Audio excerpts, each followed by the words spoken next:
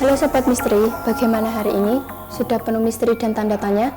Kembali lagi bersama saya, Cika, di channel yang kalian tunggu-tunggu, Misteri Channel. Apa kalian tahu tentang 5 pembunuh berantai paling kejam di dunia?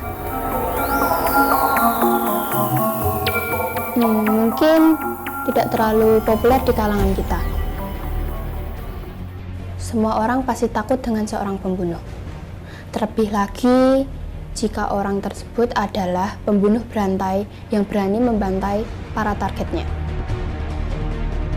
Mereka berani melakukan kejahatan-kejahatan di luar nalar manusia.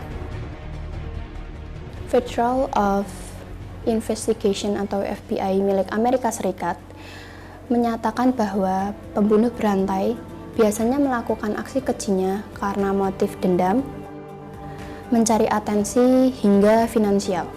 Mereka bahkan tak segan melancarkan aksinya pada puluhan korban tak bersalah, mulai dari anak-anak hingga lansia. Lantas siapa saja mereka?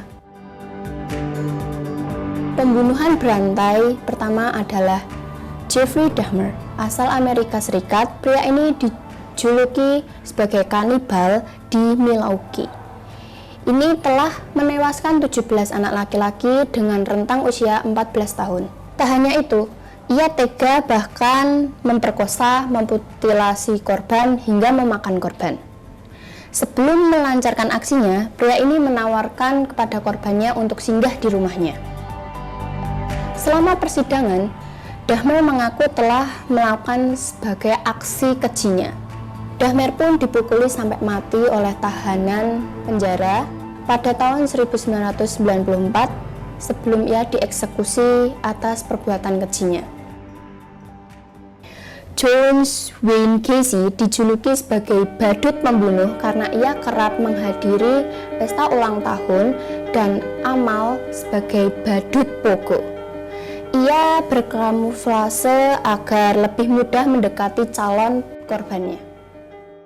Padahal pria itu memiliki pekerjaan utama sebagai wakil presiden divisi Springfield JC.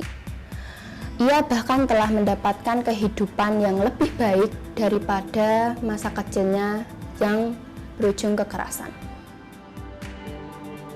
Gacy dihukum karena memperkosa dan membunuh 33 remaja laki-laki selama 6 tahun. Ia melakukan aksi kejahatannya itu di rumahnya. Akhirnya, Gacy dieksekusi pada tahun 1994.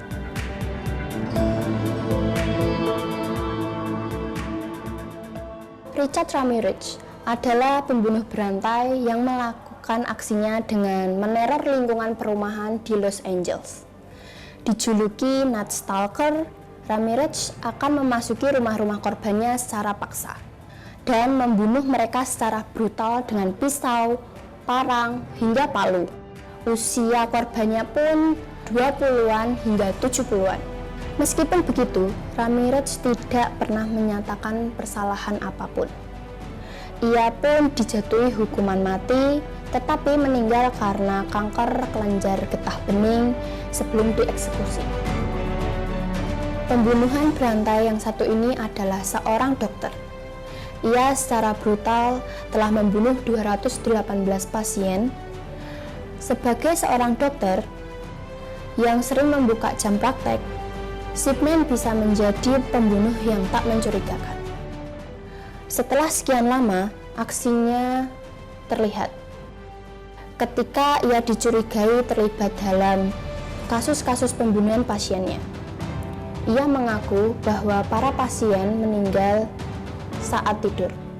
Padahal, menurut penyelidikan, banyak yang meninggal pada siang hari.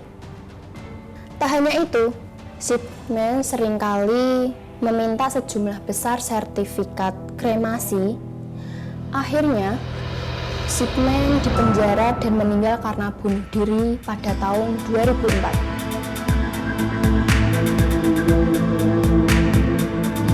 Gimana menurut kalian? Apakah sudah cukup mengerikan? Apakah mereka pantas dengan hukuman-hukuman tersebut? Sampai di sini dulu misteri hari ini.